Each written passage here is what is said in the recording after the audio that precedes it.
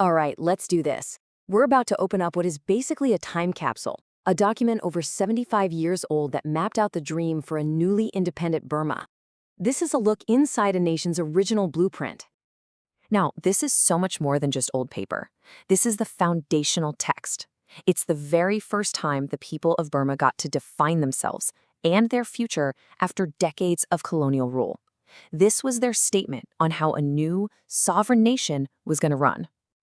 So, here is our roadmap. We're going to look at the preamble's big promise, then check out the rights every citizen was guaranteed.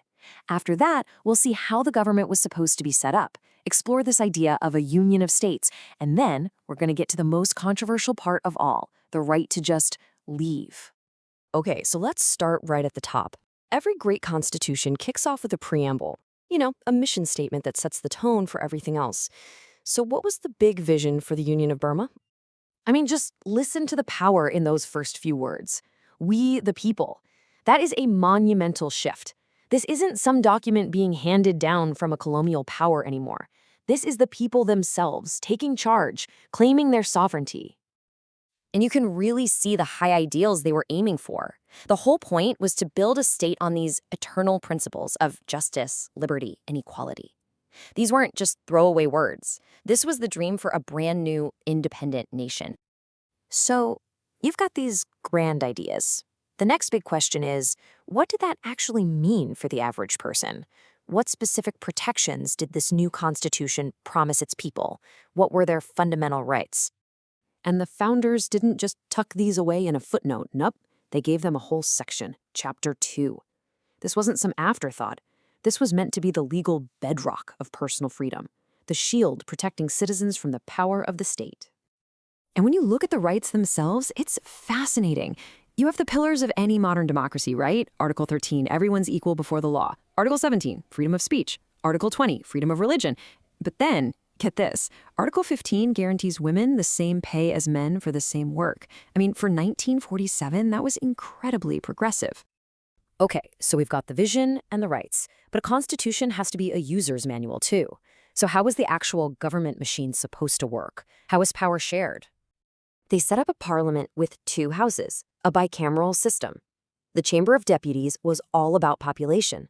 The more people in your area, the more reps you get. But then the Chamber of Nationalities gave a voice to the different states, making sure smaller regions didn't get drowned out.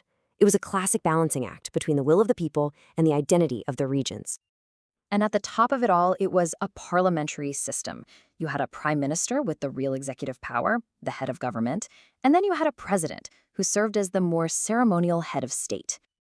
Now, this idea of representing different regions goes way deeper. It wasn't just a feature of the parliament. It was at the very heart of what the country was supposed to be.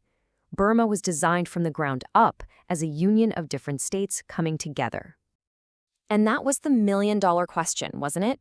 With so much diversity in the region, how could a single constitution create one nation while still respecting all the unique identities within it? The answer they came up with was federalism. And Chapter 1 spells this out in black and white. The document literally says the Union of Burma shall comprise all these different units, and it even names the territories that will become the Shan, Kachin, and Karen states. This wasn't one central power calling the shots. It was a federation by design. Which brings us to our final stop. And honestly, this is the most radical, most surprising feature in this whole document. It's an idea you almost never see in a nation's founding constitution. Think about it. If you're building a voluntary union of states, a pretty critical question comes up.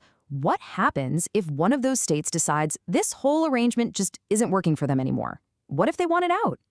Well, the 1947 Constitution actually had an answer. And it's laid out right there in the title of Chapter 10, the right of secession. This wasn't some hidden loophole. It was a deliberately included mechanism, a constitutional exit clause for the whole union. And Article 202 lays out the exact playbook. It wasn't easy, though. First, a state's own council had to vote to secede, and they needed a supermajority, 2/3 support. If they got that, the president of the union had to, by law, call for a direct vote of all the people in that specific state. And in the end, their vote was the final word. But, and this is a huge but, there was a catch. This option wasn't on the table right away. The Constitution said that a state had to wait a full 10 years after the document was adopted before it could even start this process. It was like a mandatory 10-year trial period to try and make the union work. And that really leaves us with the core tension of this entire document. Was this incredible right to secede the ultimate guarantee of a truly voluntary and free union, one built on consent? Or was it a fatal flaw, a blueprint for the union to eventually break apart? It's a question that has echoed through the history of Burma, and it all started right here, in this remarkable text from 1947.